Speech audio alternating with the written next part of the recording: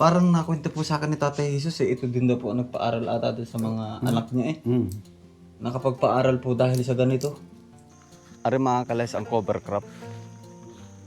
Ano po yan yung singkamas? O yung pino? Ay, are mga kalas. Oh. Yan. Are yung hinog na. Para po siyang sitaw, kaya lang ay are sobrang liliit. Ganda rin po ang kanyang dahon. Halimbawa po ito ay 40 ang isang sako. Times 450. 18,000.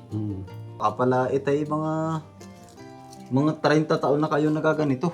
Kanya po ang dami oh. Tsagaan laang ho talaga pagkuha na rin. Pero kapag naman po yan ay nagkaroon ng bunga, napakarami naman po. Andito lang po yan sa parang. Yan, lahat po ari, cover crop mga kalayas oh. Oh, tira niyo po oh.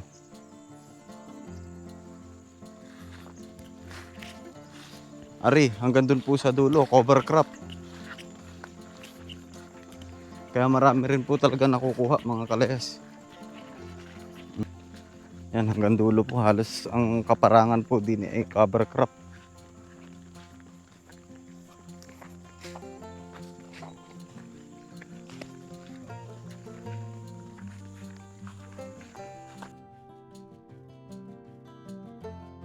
Ay mga kalayas, meron pa akong i-share sa inyo na ilan lang po yung mga nakakaalam po ng ganito. Ari po si Tatay Bianan po. Tatay po ni Darlene. Ang dami na po na rin oh. Kulang-kulang 3 kilo po. Yan at saka din itay magtanggal na rin. Pero ari na may parang pinakanlibangan na rin po kapag kayong wala nang gawa ano po. Binilat ko. Bali, ari mga kalayas yung cover crop. Ngayon po sabi ni Tay, ari daw po, dalawang klase. Ito po yung medyo pino po yung kanyang mga buto oh. Ang tawag ay balatong aso. Balatong aso po ang tawag. Ngayon yung isa, yung parang buto ng singkamas, yung parang medyo malalaki ano po. Oh, lapad. Nung nakaraan ho itay, sa Tayabas, mga nakakalat lang po yung isa naman po yung malapad. Ang bulaklak po niya ay parang bulaklak ng sitaw. Oh. Ay magkano itay ang kilo ng ganito? Hindi ko ang kuha dito 280 ang namimili. To, imagine mga kaleso, 280 po ang kilo. Ari po yung nakukuha laang sa gubat.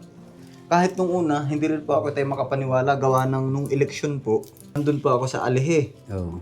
kay Tatay Jesus. Oh, Kung kilala po ba ninyo yun, si Tatay Jesus. oh, yun ang namimili, yung napunta dito. Siya po ang napunta dito. Oh. Nung mamatay na yon yung anak naman. Okay. Patay na si Jesus eh. Parang wala lang naman sa akin itay nung mga panahong yun.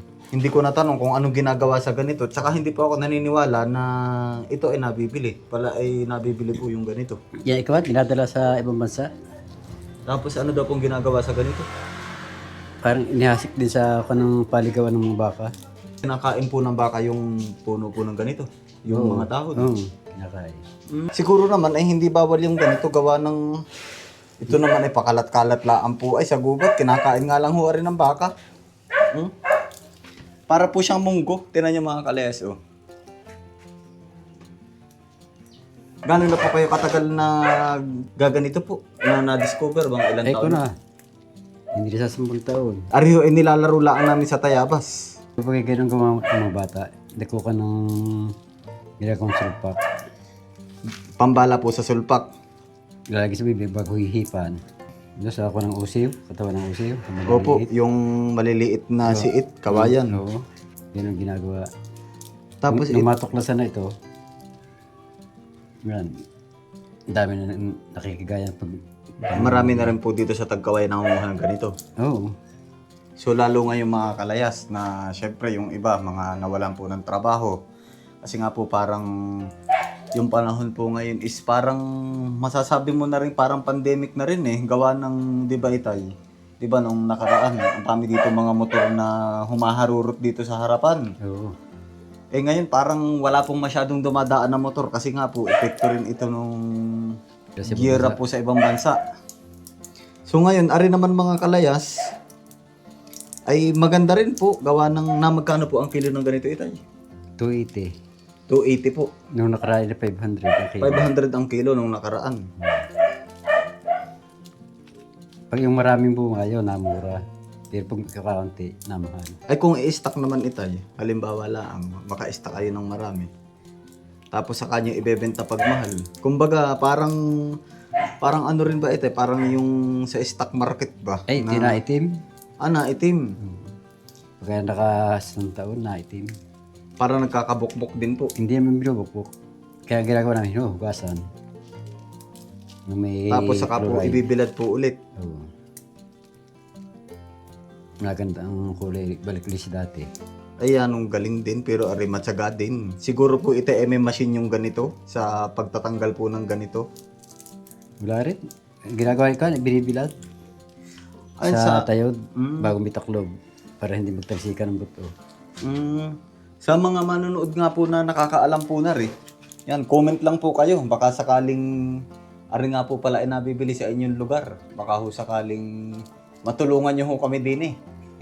Ayan.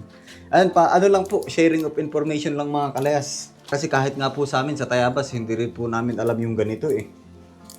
Kahit nga po sila ito hindi naniniwala na nabibili yung ganito. Hindi rin pala alam. Hindi rin itay alam. Sabi nga ni Pastor, dyan sa San Diego, mga tamad ng tao. Ay, Ang daming cover crop eh. Opo. Puputo ka, wala nangunguha.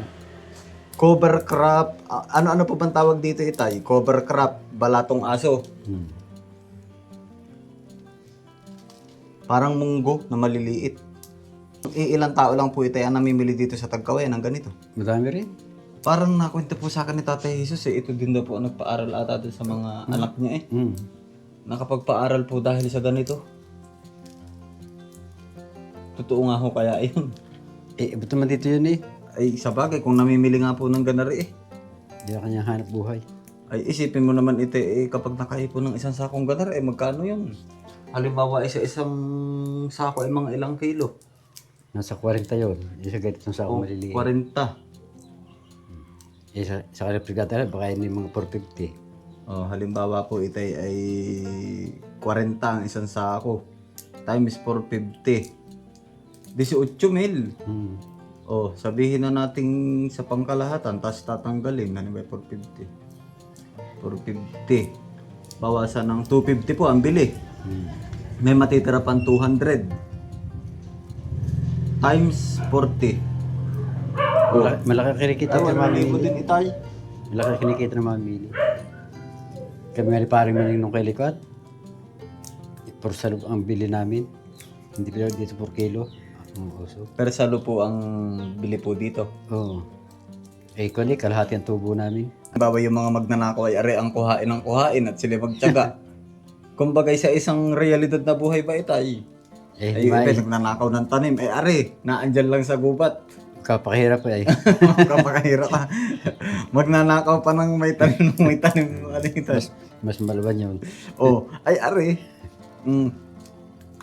Ay, mas maigi are. Ay, kung ako'y talagang walang gawain ito, eh, di ako'y magtsatsaga din po sa ganar eh. Pag madami yung buong ang cover crop ko ni, ang isang borden kaya sa maghapon. Ang isang Borden. Na ganitong may balat. isang bordin po bang Na ganito yung may balat, sa ganito ilalagay sa sakong ganyan borden. Ah, Kaya, okay maghapon, kaya maghapon ni. Eh, may kawalan. Baka may dalawang sarap na yon. isang salo po ba ilang kilo sa kung kikiluhin? 2.4 ang isang sarap. Ay di nasa 500. Halimbawa yung mga 550. Oo. Yung po ay lata ay, yung per salop dito, lata po ng yung malaking yung pineapple juice, ano po ito ay? Oo, yun ang ginagamit.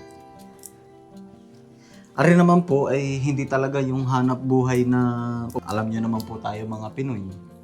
Kung wala naman tayong masyadong ginagawa kung minsan na at wala tayong pinagkakaabalahan, eh di ganari po. Tanggal init. Pantanggal inip, ika nga. Ay ayos din po ari itay. Kapag pala itay nung meron sa kailan- Tayabas. Nung kailan nga ikaw, ako yung nakaipol ko, nasa may 30 kilo. Ako lang ang muha. Nagpira ba ka? 30 kilo po. Oh, halimbawa magkano po ang kilo? Hindi ko lang yung Inabot lang yata ng 160. 30 kilos times 160. Ba, ayos din ito ay 48. Ano po galing lang lahat dun sa inyong lupa, dun sa kabila? Oh, Aba, pero ito nga po ito, kinakain ng kalabaw. kahit kambing, baka, kabayo. Ay, ito pala ang maganda ito sa mga ransyuhan. Mm. Pag mag-aalaga dito ng baka, maraming ganito, pero kailangan pagkalawak-lawak din na lupa. Kailangan ikaw ang hahatiin ang babakuran. Pag naubos yung kalahati, yung kalahati man ng doon aalpasan. Pag malabo. Pag malago na uli. Hmm. Sa ano po itay New Zealand, mas marami daw po ang bilang ng baka kaysa sa populasyon ng tao. Saka dun itay, maganda po talaga yung klima. Siya po ay akma para sa pag-aalaga ng baka, kaya doon po kumukuha ng supply ng mga dairy, yung mga gatas po ba ng baka, yung mga ginagawa. Yung mga dilahin naman yun. Oo, mga Brahman ano po. Ay bakit kaya hindi malang ito nadi-discover o napapatibi ano? Pero may nagbablog na rin. Yung mga, Na-vlog na rin po yung ganito. yung mga nangunguha, hindi lang mga vlogger. Hindi nga lang din po nadi-discover. Ari daw po pala mga kalayas na ikwento po nung buyer po dito. Ito daw ay isinasakay rin po sa barko. Kapag po yung barko ay kalahati lang ang karga, mahal. Nakuha ng mahal na uli yung kanyang mga buyer. Kasi nga po ay kulang ang supply. Oh, para mapuno ang karga. Para hindi lugi sa... Sa isang biyahe. Oh. At di ibig sabihin ito kung totoo nga na ito ay pinaparami sa ibang bansa, ay ba't hindi naman sila magparami na lang ng ganito? Tinatamad na. Gawa nga ng baka, ranso. Kumbaga Siya, nauubos, pinapakain. hindi sila makapagparami, hindi na nabunga ng ganito. Hindi na. Hindi na makabunga. Ay dito mo sa atin, hindi kayang ubusin ako. Ay hindi naman kaya nang ubusin dito ito at wala naman ditong magbabaka. Masyado nang marap. Siguro nung mga unang panahon, yan ang galing din ito, basta't matyaga sa ganari ay. Kundi, elementary pa yung matira din kay nangunguha nito. Bilang pala ito ay 10 taon. Hindi na sasapunta nga pala. Kung elementary pa po si Kuya Dennis. Oo. Kasi Kuya Dennis ay ilang taon na po ba yun ngayon? Baka mga 30. mga 30, Magti-30 na yun. magti 39. Ipagpalagay na kung elementary siya. Pito ay baka pala ito ay mga 30 taon na kayo nagaganito. Ang bili namin ng isang yiskan may kita 100 piso. Ay, are pala yan ang tagal na. Pag pala meron ito sa Tayabas, ako'y mag-iipon ng ganari. Oo. Aking ilalagay sa sako, pupukpukin ng yung Ibibilad na lang sa akin. ibibilad. Basta't may bilaran ng palay bago tatakloban din. Pero gano'n pag ito walang taklob, pag namuto, ang layong talsik ng buto. Ano po yung ganito? May panahon. Halimbawa, tuwing December, tuwing Sa loob sa mismo lang ito. isang beses lang po mamunga.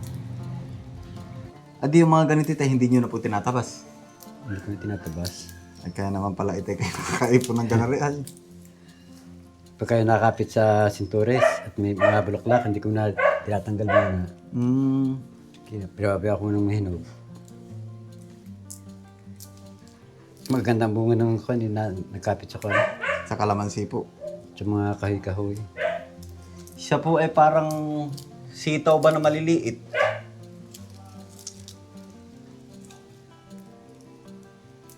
Ari po yung balatong aso. Yung isa. Tawag yung sa kanya itong singkamas. Singkamas.